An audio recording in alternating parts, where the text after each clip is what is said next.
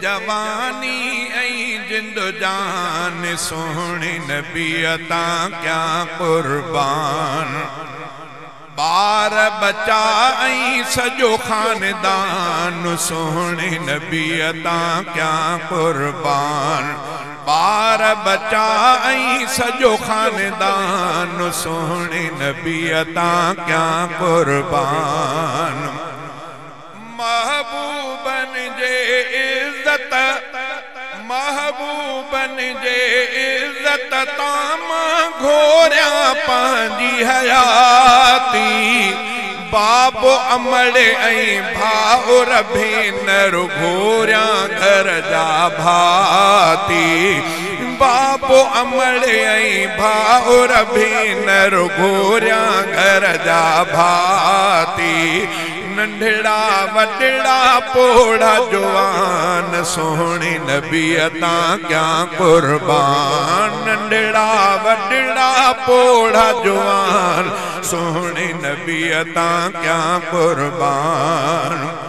भागन में आ भूरल मिलियो रहमत वारो नबी आ। सदके थिया मां सोहणे नबी तां साह खां प्यारो नबी आ। सदके कया मां सारो जहान सोहणे नबी तां क्या कुर्बान। बार बचा ऐं सॼो खानदान सोहणे नबी तां क्या कुर्बान। मूंखे पंहिंजी सिंधुड़ी आहे साखां भी वध प्यारी। मूंखे पंहिंजी सिंधुड़ी आहे साखां भी वध प्यारी।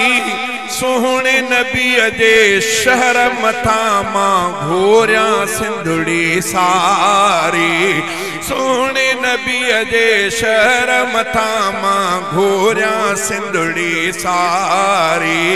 सिंध त छा पर पूरो पाकिस्तान सोहणे नबी तां क्या कुर्बान। सिंध त छा पर पूरो पाकिस्तान सोहणे नबी तां क्या कुर्बान।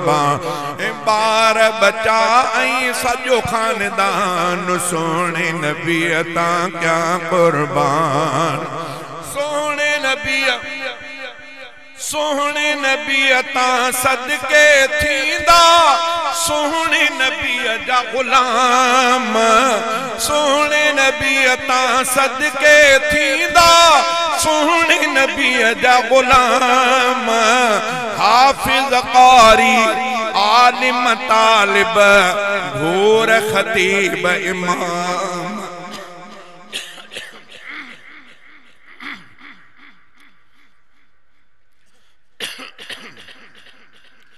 सोहणे नबी तां सदके थींदा सोहणे नबी जा गुलाम। हाफिज कारी आलिम तालिब घोर खतीब इमाम।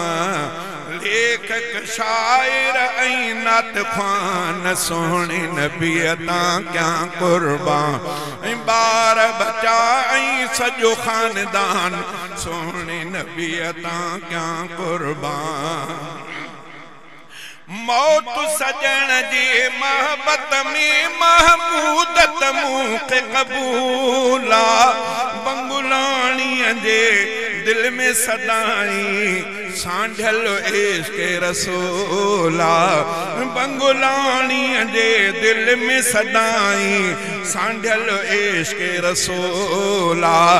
इश्क़ नबी आहे ईमान सोहणे नबी तां थिया कुर्बान। बार बचा ऐं सॼो खानदान सोहणे नबी तां क्या कुर्बान। जोत जवानी ऐं जिंद जान सोहणे नबी तां क्या कुर्बान।